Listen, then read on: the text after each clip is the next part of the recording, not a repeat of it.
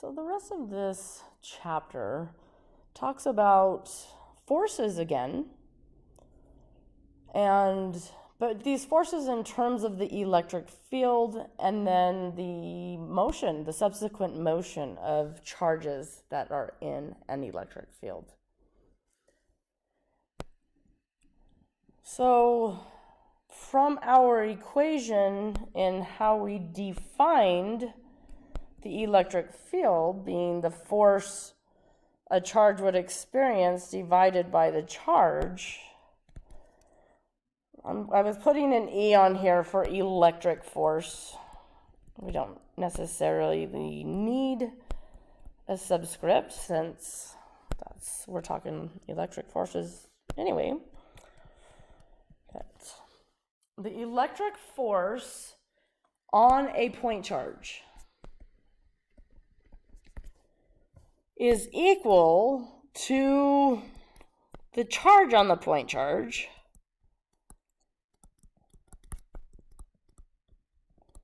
and then the electric field at the location of the point charge.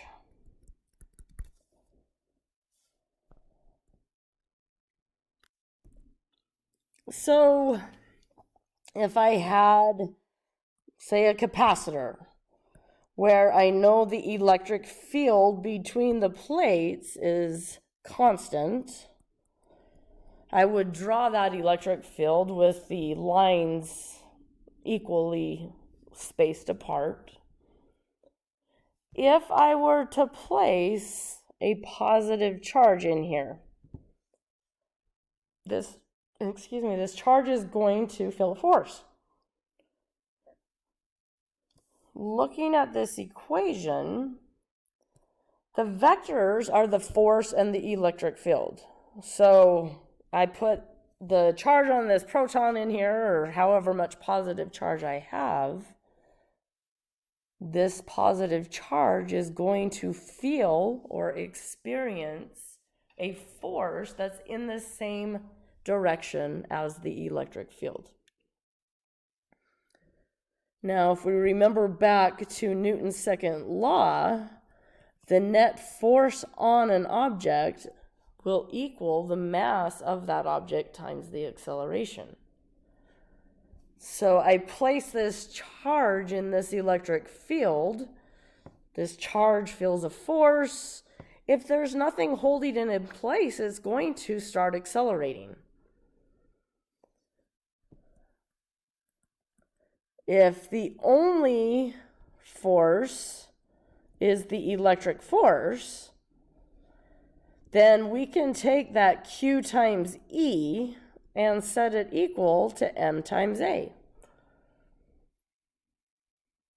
And the acceleration will be in this same direction as the electric field. It will depend upon how strong the electric field is. It will depend upon how much charge is on this point charge, and then inversely depend upon the mass of the charge.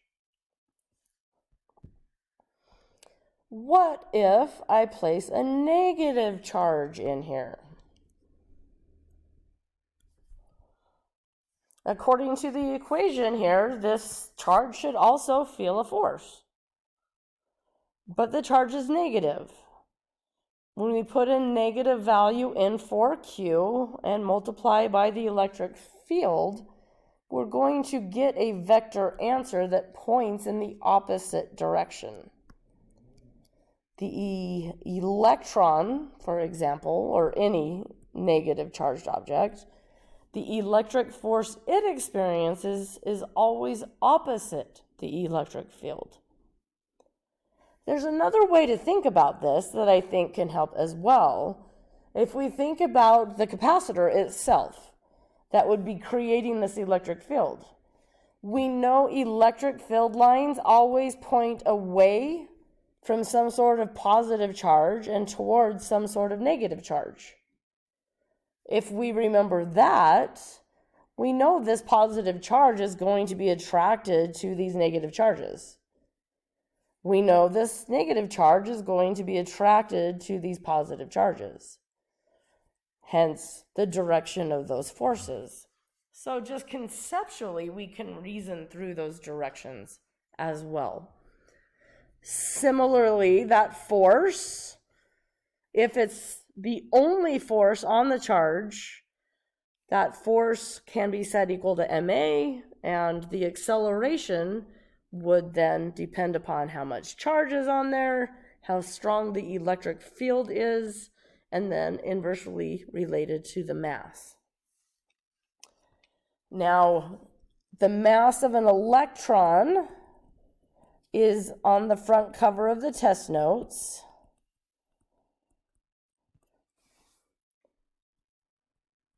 It's 9.11 times 10 to the negative 31 kilograms. The mass of the proton is not directly on the test notes. We can use the unified mass of the proton and neutron, unless they give us the actual mass of the proton in the problem. So on the test notes, you would use the value of the unified mass. If you looked up or Googled the mass of a proton, you would probably see that it says 1.67 times 10 to the negative 27. So oftentimes we'll give you the mass of the proton if we want you to specifically use this value. But knowing this, we know a proton and electron have the same magnitude of charge. They're opposite in sign, which means the direction of their forces is opposite.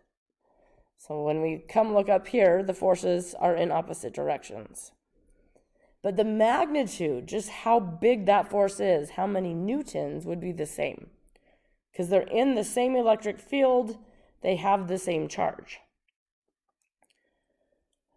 They will not, though, if we only have an electric force and want to talk about the acceleration, they will not have the same acceleration because they have different masses.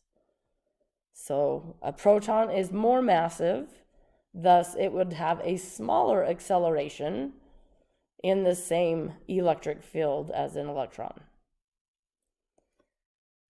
But either way, both of them would accelerate. They would speed up and continue to speed up until they hit a surface. You will see in the test notes the big three. Did they write it out? Yep. This is from Physics 1. These are called the kinematic equations.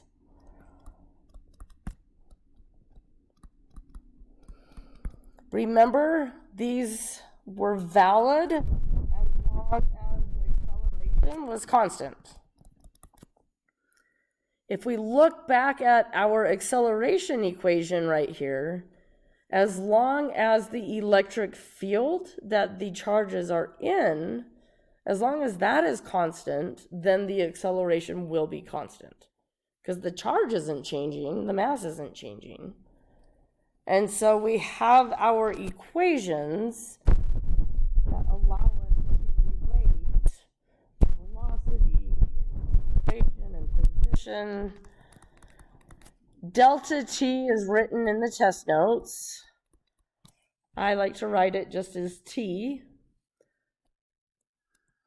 because delta T, if we're always saying T initial is 0 seconds, then all I care about is final T. So V final velocity, V initial velocity.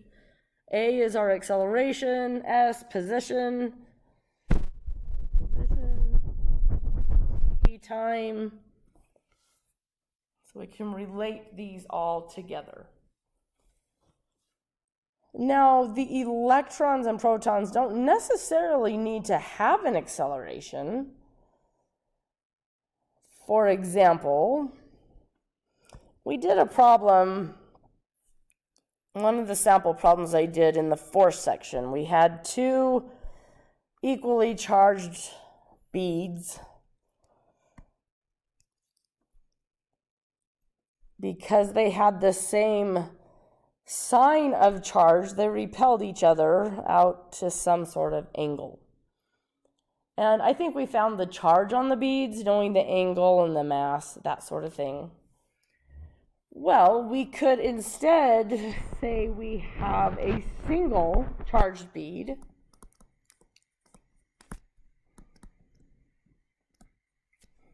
with mass.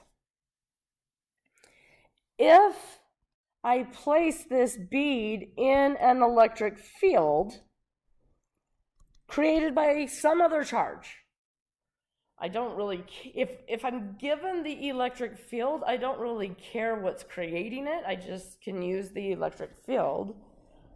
Let's say this charged bead is positively charged. If that's the case, we know the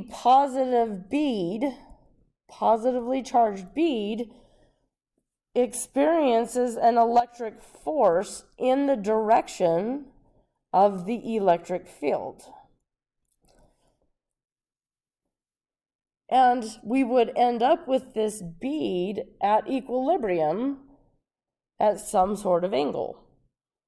The string's not allowing it to go and keep going. It's not allowing it to accelerate. This would be an example of equilibrium, where the acceleration is 0. So similar to what we did when we solved this original problem with just forces, we would need to draw a free body diagram. There's a tension force, an electric force, a force of gravity. And because there is no acceleration, the y component of tension needs to be balancing out the force of gravity. So this y component of tension. The x component of tension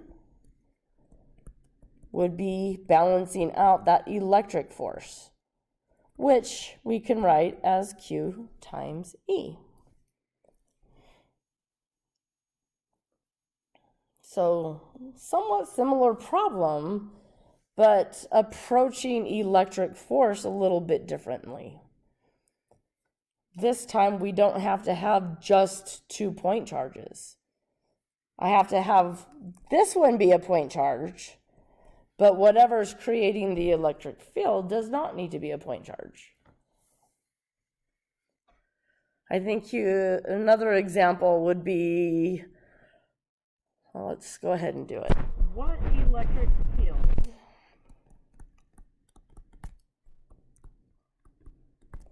would be needed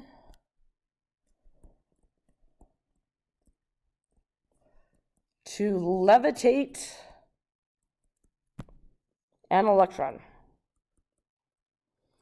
We're not going to worry about logistics of isolating an electron and creating this electric field. But here's my electron. Levitate. That means I want it to just hover above the ground and not move. So this is another example of equilibrium. Acceleration being 0. Well, we know there's a force of gravity acting on this. It's not going to be very big because electrons have an extremely small mass. There needs to be an electric force upwards to balance this out. The only way to be in equilibrium without any other forces is for this electric force to balance out the force of gravity, the weight of the electron. Okay, well, electric force, Q times E, this will allow us to solve for how big the electric field needs to be. It also is going to give us a sign, but we need to make sure the sign we come up with makes sense. The mass of an electron, we can get off of the front cover of the test notes, within the book, either one. G, also on the front cover of the test notes, acceleration of gravity, the free fall acceleration.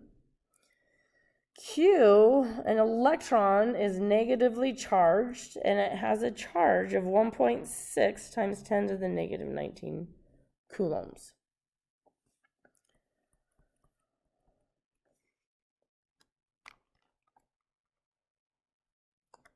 I'm going to plug these in.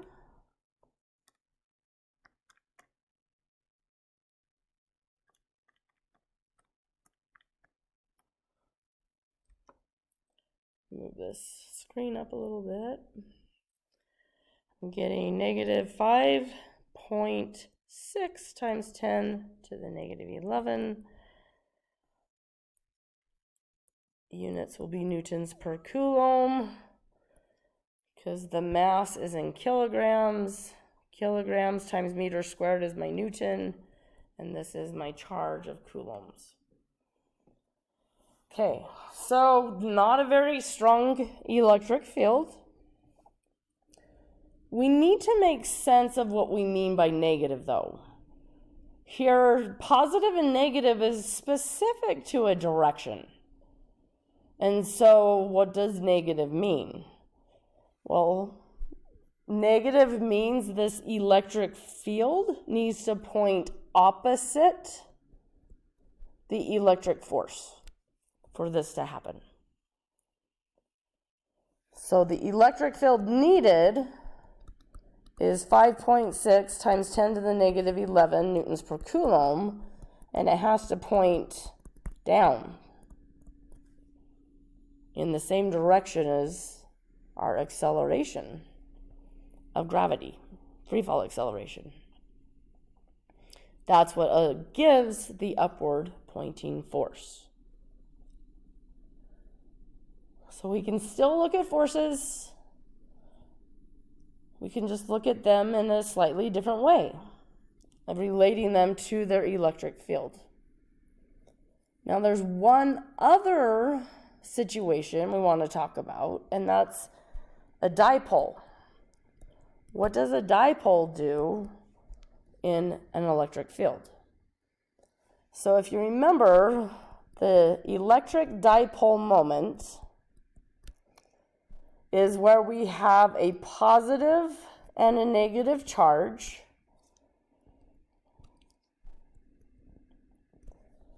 They're equal magnitudes of charge. The distance between them is s. The dipole moment P points negative to positive.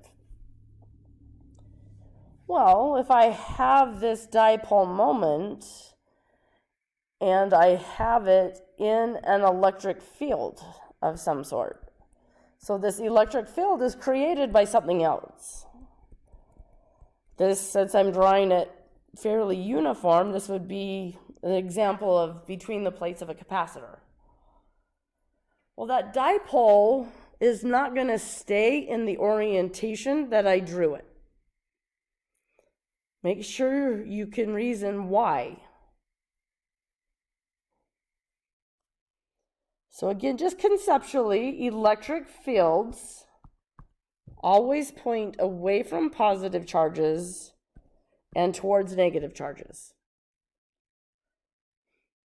That means the positive charge of this dipole wants to go this way. It's attracted to the negative. And the negative of the dipole wants to come this way to be because it's attracted to the positive. This is going to rotate. So rotation, we're talking about the torque it experiences. The torque equation would be the dipole moment P crossed with the electric field that it is located in. So here in the picture I have drawn, it's going to rotate clockwise. So it's going to spin.